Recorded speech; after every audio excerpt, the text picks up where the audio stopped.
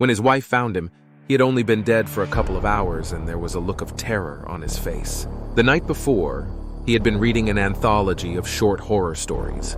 The first several he read were unimpressive. They all involved the typical horror cliches: murders, monsters, and menacing houses. He had almost given up on finding anything scary in the book, but thought he would read one more. It was this story that set off the chain of events. It was a cool October evening, and his wife had taken the kids to her mother's house for the weekend and planned to return early the following day. He had been working hard all weekend and was looking forward to the quiet evening alone. He loved reading horror stories this time of year and never expected the evening would take a turn for the worse. The final story he read had something sinister about it. It was about a dark presence that overtook a man, a reasonable man who slowly drifted further and further into perversion. What distressed him was the kinds of evil the man did. The acts of evil described in the book were so malevolent, the only thing that kept going through his mind as he read it was, "This author is messed up." It read more like a confession than fiction. He felt dirty after reading it. It crossed the line of every taboo he could think of, and some he had never considered. He felt as if he had been polluted, and the dark presence mentioned in the book was now hanging over him. He was a man of science, so he knew what was happening. There was no presence surrounding him. The story had crossed social standards, sent his imagination to work, and agitated his nervous system. Once this happens and your nerves are on edge, you will begin to fear things that are not there. That is what he loved about good horror stories. They could give you the sensation of being in danger when you were perfectly safe. He knew how to calm himself. He went to the kitchen, poured some whiskey, and used it to wash down a Xanax. As for the guilt he felt, he could explain that too.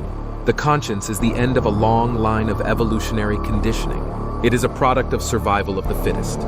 There is no real right or wrong. These feelings of guilt that move us away from certain behaviors helped pre-humans survive. It all boils down to chemical reactions in the body and brain. Our ancestors who lacked this died out, and those who had it survived. It is not based on any true morality. If stealing and killing without remorse helped the species survive, that is what the conscience would promote today. His wife had different ideas. She had bought into the myths and fairy tales of religion several years after they were married.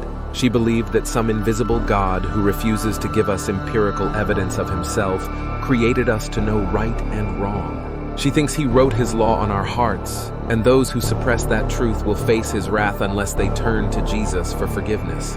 He would have never married her if she was a Christian when they met. But she was a good woman despite this ridiculousness. Usually the Xanax and whiskey would have kicked in by this point, but the feeling was still there, giving him a chill. He poured himself another whiskey, a double this time, and turned on the gas fireplace. Right then he thought he saw something out of the corner of his eye. It looked like there had been movement down the dark hallway. He immediately walked over, flipped on the light, and said, "Is someone there? If so, I have a gun." He looked around a bit, but the house was empty. He laughed at himself. It had been a long time since a horror story had this effect on him. The last time was when he was a kid, and his imagination was untethered to reality. It was that old Tales from the Crypt movie from 1972. He was only 6 when he saw it. It was the 80s, and his parents had it on VHS, but had told him he could not watch it. One evening, while his friend was over to spend the night and his parents had gone out, they were left in the care of his 13-year-old sister, and she could not care less about what they did. The movie was also an anthology of short stories. Each story told tales about the evil that someone had done, but the ending scared the kid version of himself the most. The Crypt Keeper sends all the evil characters to hell for their sins and, at the movie's end, looks to the camera and asks, "Who's next?" He was glad he had outgrown being gullible to all that nonsense, but tonight, with his fear heightened, he could feel the chill of that story coming back. He needed to get his mind to focus on something else. So he pulled out his iPad and began looking at Facebook, then Twitter, and as usual, he began to go down his typical rabbit hole. He always ended up on websites with illicit content. Then it happened again. He was sure he felt something brush his neck, and as he turned around, there was movement, but nothing there. His mind was growing fuzzy, and he was having trouble concentrating. The medication and whiskey had never affected him this way before. As time passed, he grew fatigued, but could not get up and go to bed. His head was pounding, and it felt like something was holding him down. His vision was growing blurry, but he could see shapes coming toward him. One seemed to go right into his stomach, making him nauseous. He was confused. It felt like something had come to take him.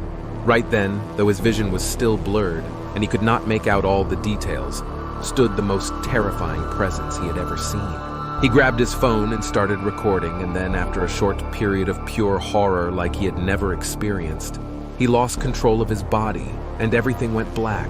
When his wife found him early the following day, he had only been dead for a couple of hours, and there was a look of terror on his face. She immediately called 911. What happened was that when he turned on the fireplace, there was a carbon monoxide leak that filled the room. The doctors assured her he went peacefully and likely just fell asleep despite the contortion on his face. A few weeks later, after the funeral, she finally sat in the chair where he had died. She slipped her hand between the arm and the cushion and felt something. It was his phone, which she had not been able to find.